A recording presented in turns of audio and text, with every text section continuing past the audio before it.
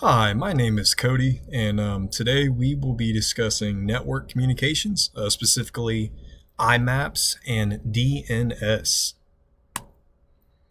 First off, we've got a little table of contents here just showing what we're going to be covering, primarily IMAPS and DNS, how to configure them on certain platforms, Windows and Linux, some hardening recommendations for each one, and then a quick summary for a recap. So first off, we've got as a introduction, this presentation delves into two critical protocols in network communications, the Internet Message Access Protocol Secure, or IMAPS, and the Domain Name System, or DNS. We will explore the functionalities of IMAPS and guide you through configuring it using the Dovecot application on Linux systems, accompanied by 3 essential hardening recommendations to enhance security. Subsequently, we'll examine the DNS protocol, providing configuration insights using both Internet Information Services on Windows and the Bind application on Linux, each supplemented with 3 hardening strategies. The focus is on ensuring that these services are correctly configured to listen on their default ports as verified by tools like Nmap, without delving into full operational setups, of course. By the end of this presentation, you will have a foundational understanding of these protocols, their configurations, and practical measures to secure them effectively. First off, we've got IMAPS. So IMAPS and configuring Dovecot on Linux. So the Internet Message Access Protocol Secure, it's basically an extension of IMAP that incorporates SSL TLS to encrypt email communications between clients and servers. So think of it as your basic Internet Message Access Protocol, but with a secure aspect. This ensures that email data remains confidential and protected from interception during any kind of transmission. The functionality, IMAPS operates over port 993 and allows email clients to securely retrieve messages from a mail server. Unlike POP3, which we discussed last week, which downloads emails and often removes them from the server, IMAPS actually enables users to manage their emails directly on the server itself, facilitating synchronization across multiple devices that you might be using. Furthermore, configuring Dovecot for IMAPS. Dovecot is a widely used it's an open source IMAP and POP3 server for Unix-like systems renowned for its security and performance. To configure Dovecot to support IMAPS on any kind of a Linux server, I've got a kind of a breakdown of the command prompts that you'll want to be following, starting with the installation of Dovecot, along with any necessary IMAP and POP3 packages. And then you're going to obviously want to enable SSL TLS encryption. By doing this, you'll edit the Dovecot configuration file and simply enable it. And there's a quick little breakdown on how to do that specifically. You want to ensure that the certificate and key files are correctly referenced and secured with appropriate permissions as well, or it's not going to function properly.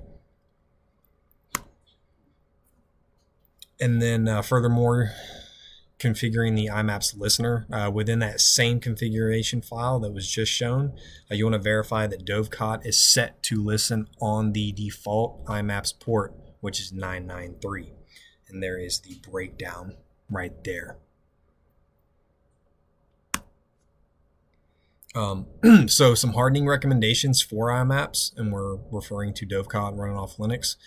First off, you can enforce strong authentication mechanisms by disable plain text authentication by setting that code right there in the Dovecot configuration. What this is going to do is it's going to ensure that all client-server communications are encrypted. This is going to just simply mitigate the risk of any kind of credential interception. You also want to regularly update Dovecot and system packages. This might be kind of a given, but keeping Dovecot in the underlying system up to date ensures that known vulnerabilities are patched promptly, reducing potential attack vectors. And finally, Another solid recommendation is you want to implement access controls. So restricting access to the IMAPS service by configuring firewall rules to only allow trusted IP addresses. This is simply going to minimize any kind of exposure to unauthorized entities or users. Quick key fact as well is that Dovecot supports various mailbox formats, including inbox, mail dir, and its high performance dbox format, offering flexibility and efficiency in email storage solutions. So next up, we've got the DNS protocol. And DNS protocol, like I mentioned earlier in this presentation, is also known as the domain name system. It is a hierarchical system that translates human readable domain names, example listed right there, into actual IP addresses understood by machines. This is crucial. It is fundamental to the functionality of the internet, enabling users to access websites and services using memorable names instead of numerical or long, complex IP addresses. Think of anything from Google, YouTube, MyKSU, everything you use on a daily basis. The functionality, DNS operates through a distributed database of name servers. When a user enters a domain name into a browser, a DNS query is initiated to resolve the domain into its corresponding IP address.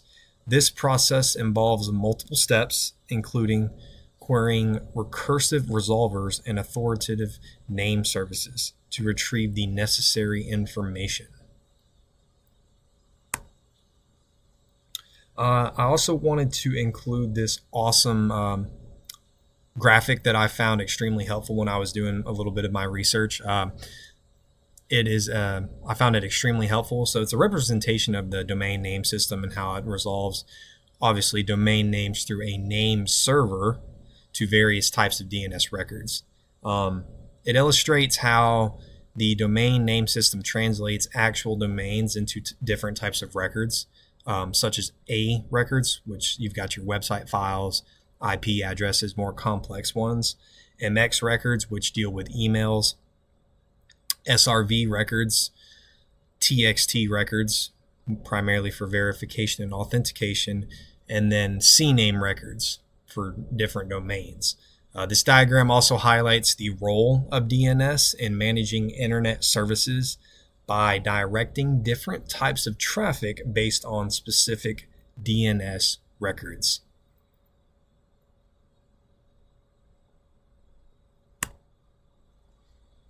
DNS configuration on IIS, which is you're going to be running on the Windows platform. You want to install the DNS server role, obviously access the server manager, navigate to the add roles and features section, and then select the DNS server role for installation.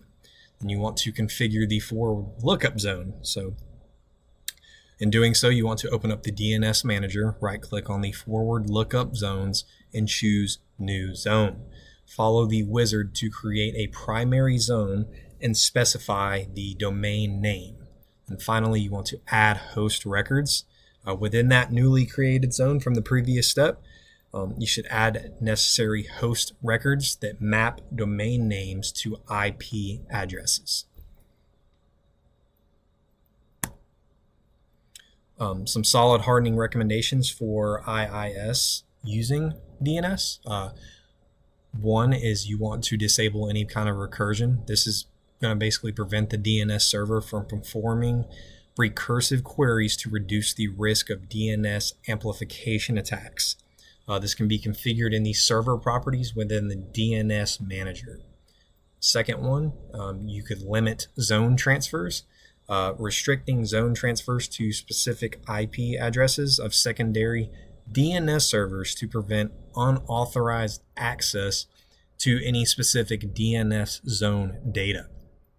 And then finally, keeping your systems up to date as well as following any kind of recent update and patches. Ensuring that the Windows Server and DNS Server roles are both up to date with the latest patches is simply going to help protect against any kind of known vulnerabilities.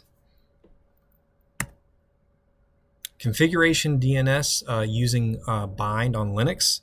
You simply want to install bind. You can use the package manager to install it. There's the code breakdown as well. And then configure that file to define a new zone with an example right there listed. 3 more solid hardening recommendations on this will be on Linux specifically. Disabling recursive queries for external users is going to prevent unauthorized users from using the server for DNS resolution, mitigating the risk of DNS amplification attacks. This can be configured in that specific file listed there by setting recursion no, ensuring that only trusted internal users can perform recursive lookups. Secondly, enabling domain name system security extensions helps protect against DNS cache poisoning and spoofing attacks by validating DNS responses with cryptographic signatures.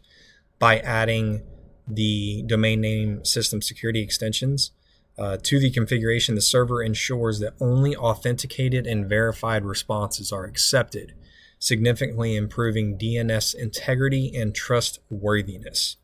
Finally, restricting zone transfers is essential to prevent attackers from obtaining a full list of domain records, which can be exploited for reconnaissance and attacks. Setting allow transfer to the following information, the code listed there, ensures that only trusted servers can receive zone data, protecting sensitive DNS records from exposure. These hardening measures effectively reduce attack surfaces and enhance the overall security of the DNS service. For a quick recap, in this presentation, we explored the IMAPS and DNS protocols both, their functions, and how to configure them securely on Linux and Windows systems. We discussed configuring IMAPS using Dovecot on Linux specifically, ensuring it listens on the default port and implementing key security hardening techniques, such as enabling SSL TLS encryption. We also covered DNS configuration using Internet Information Services on Windows and the Bind application on Linux, highlighting best practices for securing the service, including disabling recursion, enabling the security exchange, and restricting zone transfers. These measures are just a few that can be done, but they help protect network communications, prevent common cyber threats, and ensure system integrity. Thank you for your time and attention.